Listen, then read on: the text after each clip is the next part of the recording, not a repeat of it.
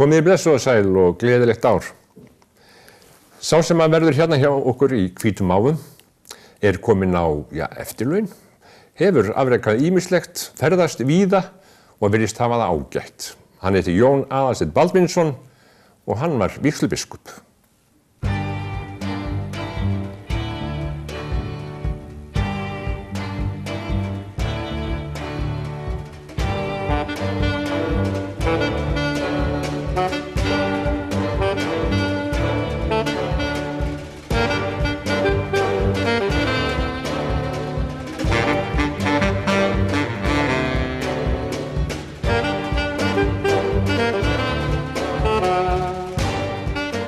Já, Jón Aðalsteinn Baldvinsson, vertu velkominn. Takk fyrir. Vígslubiskup. Það biskup og það vígslubiskup.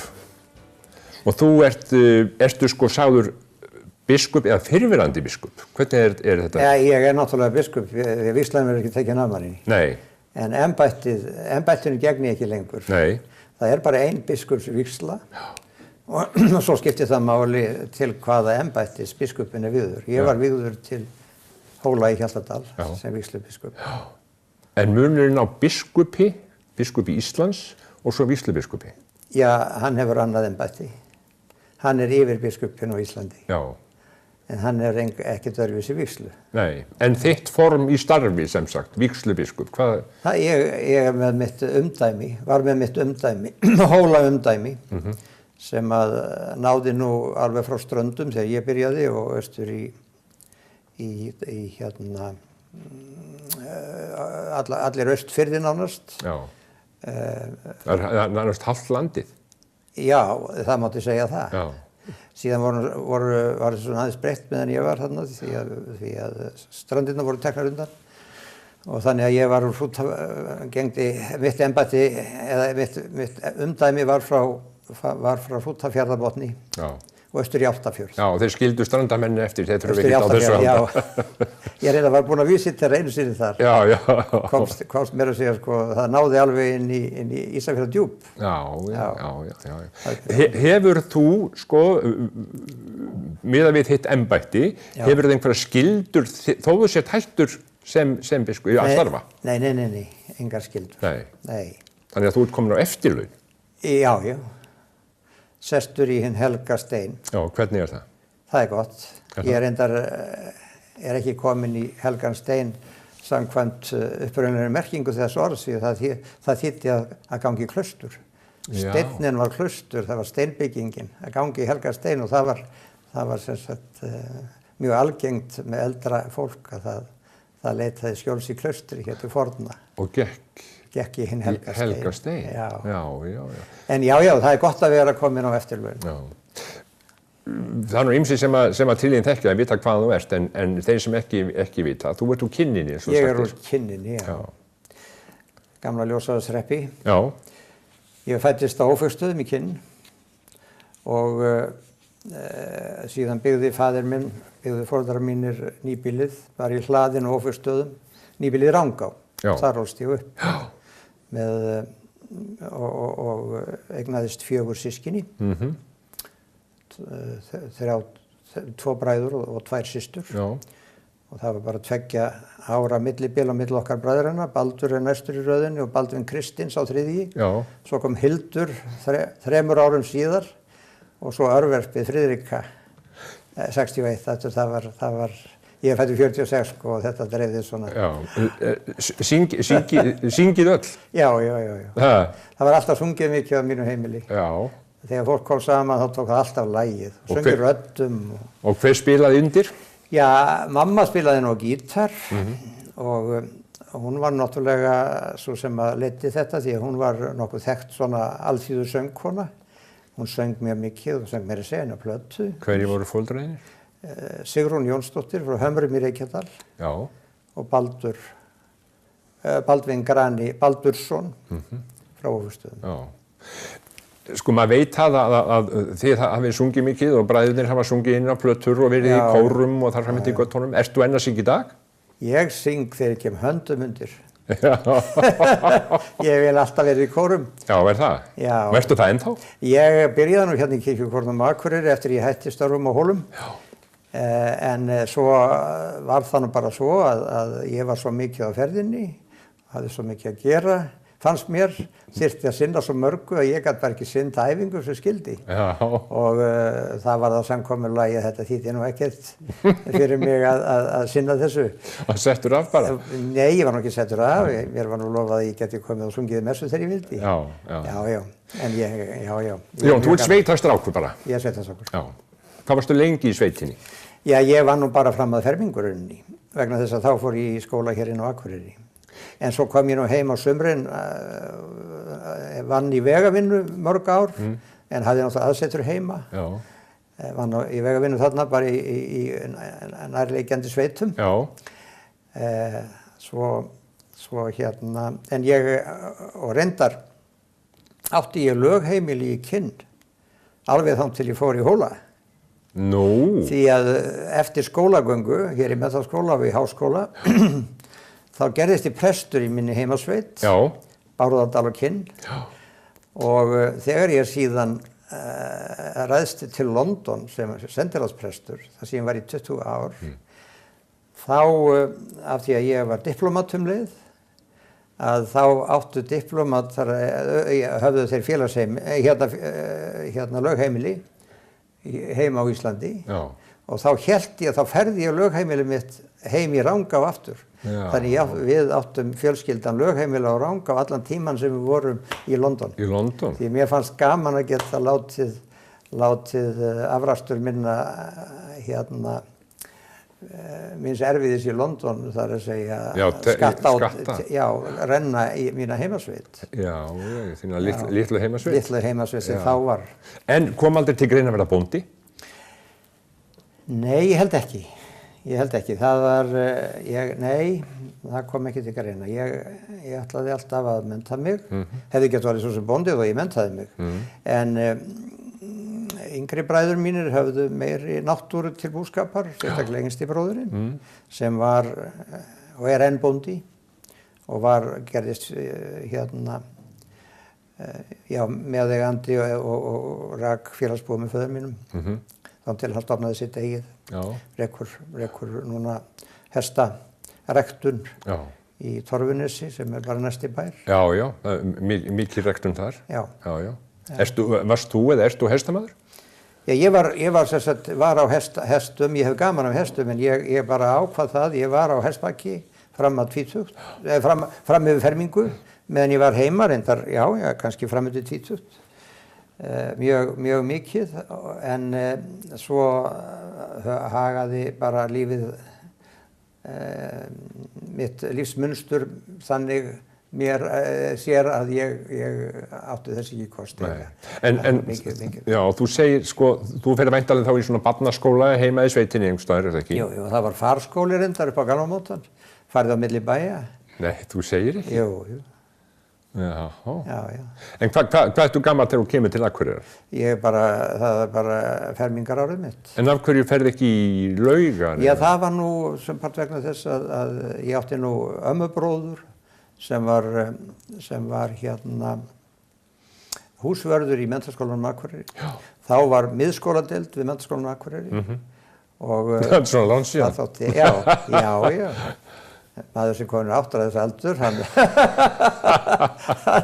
hann hérna, hann á langa sögu og það þótti bara hagkvæmt að ég fekk að búa hjá þeim til að byrja með. Og settist í miðskóladeild Menntaskólans. Já, og svo áfram upp í gegn. Fyrsta bekk þar, og svo áfram upp í gegn. Já. Og síðan í háskóla. Já. En þegar þú kemur sko hingað, ert farin að fara í skóla, farin snemma að heiman, bara miðað við það starf sem þú tókst að þér eða lærðir til og það embætti sem þú tókst að þér, ætlaðir þér einhvern tímann að fara þessa leið? Var eitthvað annað sem kom til greina, það var áhuga frá öðru? Já, ég frá blautu barnsbeini hafði ég alveg gríðarlegan áhuga á fuglum og náttúrufræði og ég hef alltaf haldið mig við það rauninni. Að hafa áhuga á útivist og fyrirbrigðum náttúrunnar. Og ég var alveg ákveðin í því að verða fuglafræðingur. Setti mig ungur í samband við Finn Guðmundsson fuglafræðing og hann sendi mér bækur og hann sendi mér merkið til að merkja fugla og svo framvegis. Já. Svo fór ég nú í menntaskólaárunum þá fór ég nú að hafa áhuga á stjórnmálum og hugsaði með mér að það geti nú verið gaman að verða stjórnmálamaður. Ég var mikill félagsmálamaður, mér langaði, ég eyddi nú meiri tíma með góðu hófi gegndi í félagsmál hér í menntaskólanum og var alltaf rophandi á fundum og svona og gekk í raðir ungra framsóknarmanna hér þegar ég var í menntaskólanum. Var það ekki bara í blóðinu? Í flóðinu? Í blóðinu? Jú, það er framsóknargenin. Já. Það var hver einasti maður nánast mátti segja í sveitinni, það var undantekning ef þeir voru ekki framsóknarmenn. Það var reyndar Jónasarmenn, því þeir fylgdu Jónasar svo hriflu í gegn 16 á sinni tíð. Já, auðvitað. En svo frákverðist ég því og það var alltaf mikill trúarstrengur í mér. Móðir mín var mjög trúuð kona og reyndar faðir mín líka. Og hún ræktaði það með okkur börnunum. Það var fullkomlega öfgalaus trú. Bara eins og gerðist og gekk í sveitum landsins. Já. En lifandi, það var kennt okkur bænir og svo framvegis og við sóttum kirkju ævinlega. Það sungu nú í kirkjukornum og allir fóru að syngja í kirkjukornum strax og þau gátt. Og þá fór ég að fá áhuga á því. Að mér hugnaðist ekki við náinn kynni ýmislegt í stjórnmálunum. Mér langaði ekki að lenda í þessari orrahríð og ég var ekki svona kannski maður sem var leiðitamur í því endilega. Ég gat ekki hugsað mér að ganga upp í flokki og til þess að þóknast öðrum. Ég vildi hafa mína eigin skoðun á hlutunum og ef það gekk ekki upp þá kostaði það að maður kannski settur til hliðar. Og það er gömul saga bara í flokkapólitíkinni. Þannig að ég fór að kynna mér guðfræðinámið og leist mjög vel á það. Var það áður sem kláraði menntaskóla? Já. Og ég var bara ákveðin í því síðustu 2 árin í menntaskóla. Nú skildi ég verða að fara í guðfræðinám. En ég var ekki alveg viss um það hvort ég ætti að verða prestur. Því að guðfræðinámið er nú fjölþætt nám og maður getur gert ýmislegt með það. Enda sagði Jónas frá Hriflu að guðfræðingar væri eins og þjófalyklar. Þeir gengu að öllu í samfélaginu. Það var svo mikið guðfræðingur í pólitíkinni. Já, einmitt. Og þess vegna sagði hann þetta. Og þannig að ég svo sem útilokkaði ekki að það geti leitt mér í pólitíkina aftur þó ég færi guðfræði. Já. En svo bara eftir því sem að leið nú á, þegar guðfræðin er langt nám, var það sérstaklega yfirferðina á mínum tíma, voru 6 ár í háskóla. En svo staðfestist það í huga mínum að ég ætti að verða prestur. Ég fékkst bara áhuga á því að vinna á þeim vettvangi og reyna að láta gott af mér leiða í þeim efnum. Og það var engin bilbugur á mér þegar kom að lokaprófi að þá sótti ég strax embætti. Það var laust í minni heimasveit. Þannig þótti það nú dálítið djarft af mér. Ég myndi segja það. Því að það veri engin spámaður í sínum föðurlandi. Nei. En ég hef ekkert nema gott það að segja. Auk þess pressverk unni fyrir vini og ættinga farið ekkert borgað? Já, það var nú sjálfgefið. En var það góð byrjun? Það var góð byrjun. Já. Ég hafði það fólk sem ég þótti vænstum í kringum mig og mikinn stuðning af því og það tóku mér allir vel. Já. En hvað ertu lengi þar? Ég var þar þjónað í 8 ár. Nú, svona lengi, já. Hélt prestakallinn í 9 ár. Já. En hvað kemur svo eftir það? Síðan, ég fór þarna í 1 ár í framhaldsnám til Edinborgar. Í framhaldsnám? Já, í sálgæslu. Já. Og svo kemur það upp að, svo finnst mér nú verkarhringurinn orðin kannski full lítið í sveitin, langaði til að breyta, það endur hollt að breyta til. Já. Og prófa nýja hluti og við vorum ákveðin í því fjölskyldan að við skildum breyta til. Svo sem ég sæki þegar að Pétur Sigurgeirsson verður biskup og flytur frá Akureyri, þá sæki ég embættið hér. Já, þú gerir það. Já. Á móti Þórhalli heitnum Höskuldssyni, vini mínum. Og það voru nú átakalitlar kosningar. fór allt vel það sem að mér laut allavega, ég vissi ekki annað. Og það mér þótti svo sem ekkert gott að tapa þeirri kosningu, en ég mjög þakklátur fyrir það eftir á að hyggja. Að hafa tapað? Já. Því að það veitti mér nýja möguleika sem ég hefði farið á misvið, sem að ég get aldrei nógsamlega lofað að hafa fengið tækifæri til þess að nýta. Og því að það kemur fljótt upp þarna að það er farið að flytja svo mikið á sjúklingum til London og það vantar sárlega einhvern til þess að halda utan það, mikil dauðsföll. Og það sem ég hafði lært sem sagt sálgæslu í Edinborg með sérstaka áherslu á sjúkrahúsþjónustu og hafði kynnt mér það sem kallað var Social Functional Medicine þar, hvernig heilbrigðisþjónustan virkaði, að þá var ég beðinn að fara til London til reynslu í 6 mánuði til þess að aðstoða sjúklinga. Varstu strax ánægður með það? Já, ég var strax ánægður með það, mér þótti það mjög spennandi verkefni og ég var sendur á sendiráði í London, fékk þar diplomatískan status sem hjálpaði mér mikið og ég þurfti á því að halda því að ég tók á móti öllum sjúklingum út í flugvél. Þá gæti diplomatapassin leyfði mér að fara í gegnum allt kerfið út í flugvél og ég tók á móti þeim aðstæðendum og mitt höfuðstarf til að byrja með var það að aðstoða sjúklingana því á þeim árum, þetta var mjög mikið eldra fólk, á þeim árum var fólk mjög illa talandi á ensku og sumir alls ekki. Sumir brugðu fyrir sér dönsku og það gekk svo sem ágætlega. Það býsna bara að það vildu tala útlensku, það hjálpaði hjúkrunarliðinu að átta sig á því hvað þau var að, eða hvað þau vildu. en það var, og hérna, en svo liðu árin og þessi 6 mánuðir sem ég var sendur til reynslu, þeir eru 20 ár, það var aldrei neitt minnst á það frekar. Það var ekki, nei, það var aldrei minnst á það frekar. Nei. En varstu beðinn, var einhver bara sem að hringdi og sagði Jón Aðalsteinn, nú vantar mann í London? Nei, það var þannig að séra Jónas Gíslason, vígslubiskup, hann hafði lent í því að fara til London í hjartaaðgerð. Og þegar hann hafði nú verið frumkvöðull í því að hjálpa sjúklingum í Danmörku á sínu tíma, löngu áður. Og þegar hann kemur heim, þá fer hann á fund ráðherra og segir við hann þetta gengur ekki, það er þarna hrúgast inn fólk sem í algjörum vandræðum, sendiráður ekki með neitt mannskap til þess að sinna því.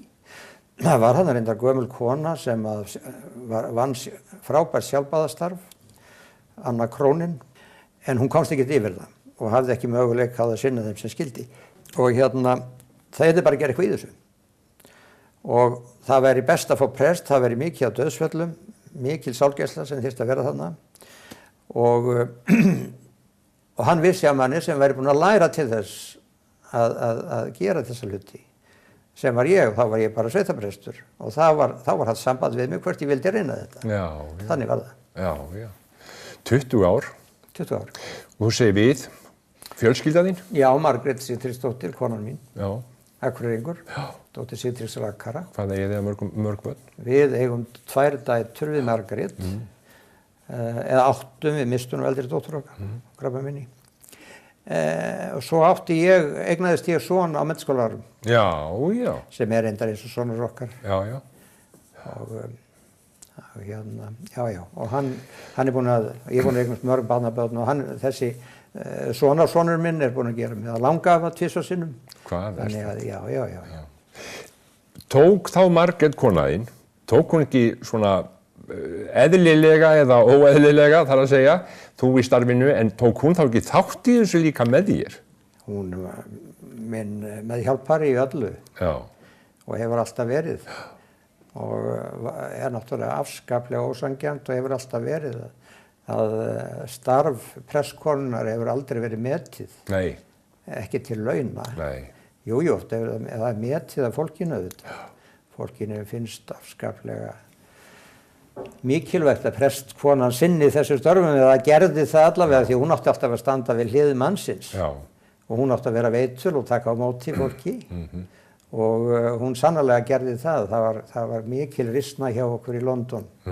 Alltaf að taka á móti fólki. Við erum stundum að hýsa, meira að segja, sjúklinga sem voru bjargarlausir. Fórstu á þínum bíl, þar að segja, keyrðist þú út af flugvélni á þínu bíli? Nei, ég þú þurftir að labba í gegn? Já, ég labbaði í gegn. En notarðu þinn bíl eða fékkstu bíl? Nei, ég notaði minn bíl í flutninga. Í vinnunni? Í vinnunni. Já, ég fékk hann náttúrulega í gegnum sendiráðið reyndar, svo ég keypti hann sjálfur, þannig að hann var mér ódýr. En ég notaði ævinlega minn eigin bíl í það. Og ég kom sem sagt sjúklingunum á spítalann og sinnti þeim eins og ég gat daglega og sérstaklega til þess að vera viðstaddur þegar læknirinn þurfti að tala við þá. Og svo aðstandendum fann ég, það var alltaf haft samband við mig nokkru áður en að sjúklingur kom. Ég var náttúrulega hálfpartinn starfsmaður Tryggingastofnunar ríkisins, þess að trygginga yfirlæknis, mjög náið samband. Hann sendi mér alltaf skýrslu þá sem voru að koma og aðstandendur hringdu, þeim var sagt að hringja mig upp á þegar ég geti útveðið húsnæði. Þannig að ég var með svona húsnæðismiðlun. Varstu þá, sendur þú þá fólk á, eða varstu með hótel eða einhver aðgangað íbúðum eða? Já, aðallega íbúðir. Ég náðist fljótt sambandi við fyrirtæki sem voru að leigja íbúðir, nánlagt spítölunum. Fékk upplýsingar það fyrir spítalunum og svona. Voru þetta margir spítalar eða var það? Já, mjög margir út allt og þetta var mjög erilsamt og ég hefði nú ekki enst í því svona lengi ef þetta hefði haldið áfram, ef það hefði ekki farið að taka til þess hjartalækningarnar hingað heim sem þeir gerðu í kring rétt fyrir 90. Að þá létti mikið á sig, þetta kom yfir 200 sjúklingar á árið þarna fyrstu árið. 200 sjúklingar á árið? Já, og aðstendur með þau 2-3 aðstendur með hverjum. Þannig og þeir voru oft í mikilli þörf fyrir aðstoð, ekki bara þegar illa fór eða áhyggjur tjökkuðu, heldur líka bara mállausir og þurftu svona ýmiss konar.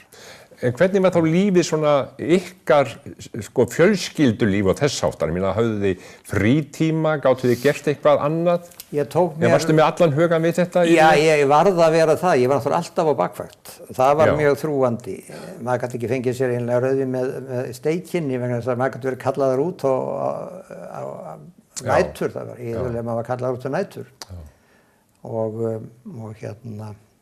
þannig að það var svona hamlandi og streitandi, en ég reyndi að taka mér alltaf 1 frídag í viku. Alltaf á 50 dögum þá fórum við hjónin og spiluðum golf. og ég sagði þeim á sendiráðinu, því ég hefði náttúrulega mjög mikla aðstoð á sendiráðinu með alla kanta. Ég hafði þar skrifstofu og aðganga ritara og svo framvegis. Og þannig að ég reyndi að láta þá loka á mig eins og hægt væri. En auðvitað ef eitthvað alvarlegt kom upp og þá var maður að hlaupa til. Hlaupa bara þegar í hólu eða hversu var? Já, þess vegna. Það var verst maður getur ekki spila golf ef maður er með hugan annars stað. Nei, það getur verið. Og ef ég vissi það að einhver var í dauðanum eða dauðvona á spítala eða mjög eitthvað, þá svona kannski kom það niður á skorinni, Já, Jón, ég er búin að heyra, í gegnum tíðina þegar þið voruð þarna úti, þannig að maður er búin að heyra gríðarlega marga sögur hvað hafi verið gott að hafa ykkur. Já, þakkaði fyrir. Þetta var mjög þakklátt starf. Það gat ekki verið sem verið. Menn sem í neyð og fá aðstoð, þeir eru þakklátti fyrir það. Og ég hef eignast mjög marga góða vini í gegnum það. Og getur rækt á sambandið? Já, það er náttúrulega upp og ofan, en það er ákaflega oft. Það er náttúrulega, þetta var nú komið á 4.000 sem ég hafði tekið á móti áðan ég hætti þarna. Og það er ákaflega margir sem heilsa mér á förnum vegi og þakka mér fyrir síðast, innilega, og ég átti að gera ráð fyrir ég þekki þá, en ég hef ekki hugmyndu hverju þetta er. Og ég reyna að vera bara heiðarlegur með það. Og þá kemur í ljós að ég hafði tekið á móti þeim og aðstóðið eða þeirra aðstandendur. Þannig og það er mjög gaman, notalegt að heyra það. Tíminn er að rjúka frá okkur. Hvernig verður tíman núna? Menn segja þegar að hætta að vinna, aldrei meira að gera. Já, ég er alveg sammála því. Ég vakna á hverju morgni og hugsa hvað get ég gert af öllu því sem ég langar að gera í dag. og ég hef alltaf nóg að gera. Já. Ég vinn nú bara pressverk fyrir mína nánustu og svona, já, vildar vini og fjölskyldu.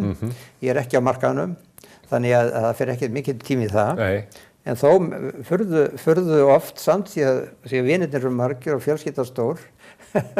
Þannig að, en svo ég náttúrulega á mitt, og við eigum okkar hús hér, það þarf að dytta því, það stór garður í kring og ég hef mjög mikla ánægju að ég vinni í honum, til mér fullnægju. Ég hef lengi átt, frá því faðir minn dó, 2003, þá hefur föðurleifð mín Rangá verið í minni eigu að hluta til og þar hef ég eytt mörgum stundum, glöðum stundum á sumrin. Ég rækta það kartöflur og er að dytta að, snirta í kring og svona, tína ber. Við eigum veiðirétt þar og ég hef alltaf veitt frá því ég var á unga aldri. En það er alveg ljóst, við getum náttúrulega talað alveg endalaust þetta, en því miður tíminn er búinn. Er það svo? Ég gleymdi myndavélinni minni, ég tek mynd af þér þegar við erum búin að ljúka þættinum. Er þið ekki búin að nóga myndum? Kærar þakkir.